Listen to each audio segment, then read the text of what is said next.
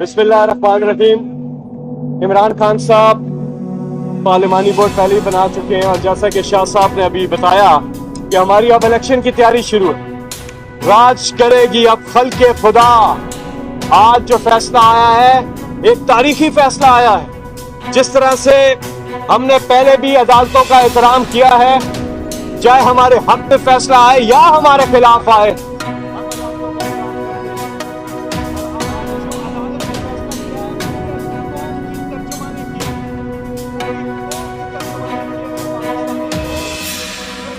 के अंदर है। आज 1 साल हो गया ये कौम हकीकी आजादी की उस जद्दोजहद में है, जिस जज्बे के साथ, जिस जोश के साथ इमरान खान के साथ पाकिस्तान बचाने की, पाकिस्तान के आइन को बचाने की तहरीक, तो सब मुबारकबाद के मुस्तहिक है ये कौम।